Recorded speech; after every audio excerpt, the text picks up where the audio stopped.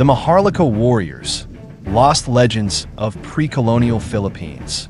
Before the Spanish galleons sliced through Philippine shores, this land was no backwater. It pulsed with empires. Warriors tattooed by fire and crowned by conquest. They called themselves Maharlika, noble fighters, sworn to kings and gods alike. Their shields were carved from crocodile hide, their blades kissed by molten ore. This is the story Spain tried to erase. From the blood-soaked fields of Mactan to the pirate-infested waters of Sulu, the Maharlika defended their kingdoms not with words, but with war. They ruled the waves, commanded armies, and left legends etched in bone and steel. But where are they now? Forgotten? No, buried beneath centuries of silence. Their ghosts still rise with the tide. Brace yourself. This isn't your classroom's history. This is raw, unfiltered resistance. Blood will spill, kingdoms will clash, because before Spain came, there were kings, there were warriors, and they did not kneel.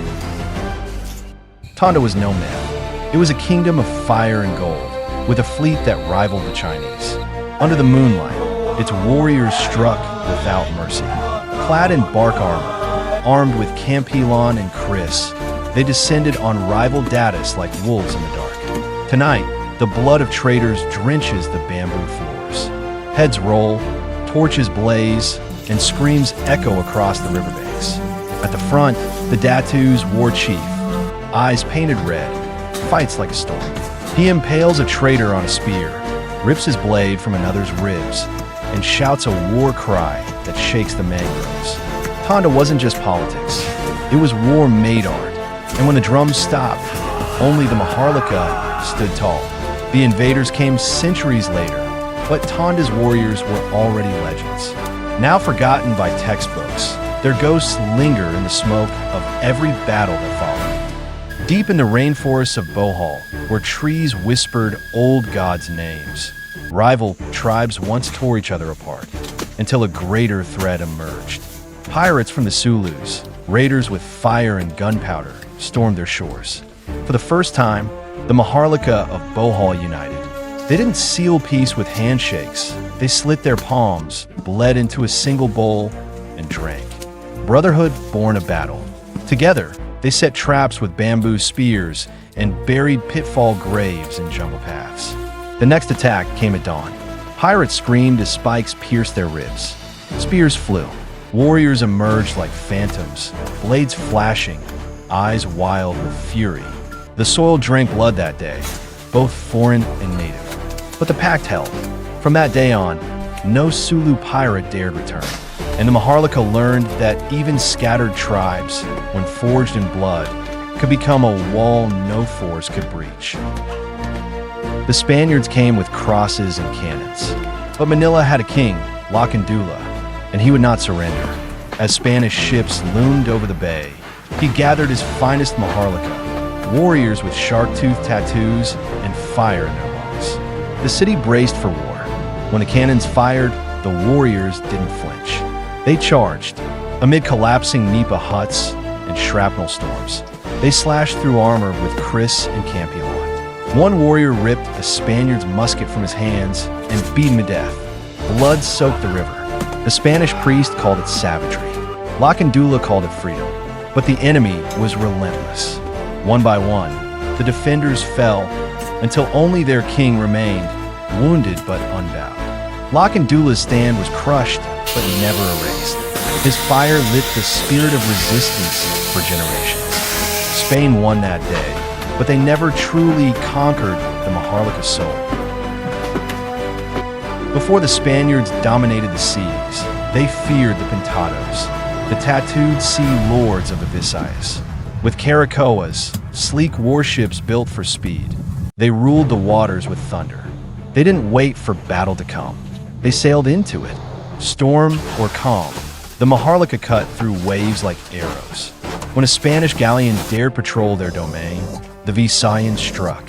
Like sharks, they swarmed, leapt aboard, and turned the deck into a slaughterhouse.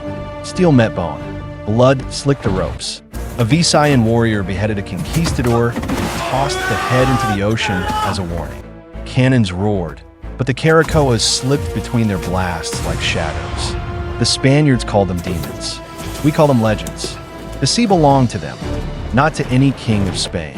And for every ship lost, 100 more Maharlika waited beneath the sails, ready to fight, ready to bleed, and never to bow.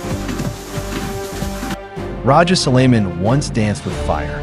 A warrior king of Manila, he balanced between peace and war, but treachery waits in shadows. Promising peace, the Spaniards invited him to parley, but behind their smiles were muskets. At dusk, Sulayman's Maharlika approached, unarmed, trusting. Then came the ambush. Gunshots tore through palm trees. Warriors fell before they could draw blades. It wasn't a battle. It was a massacre. Sulayman, betrayed and bleeding, still fought with a dagger torn from a fallen guard. He killed 3 before falling beneath a dozen bayonets. The Spaniards called it pacification. It was slaughter. The Maharlika who survived carried the rage in silence. For every warrior slain, the forests whispered their names. The rivers carried their blood to the sea.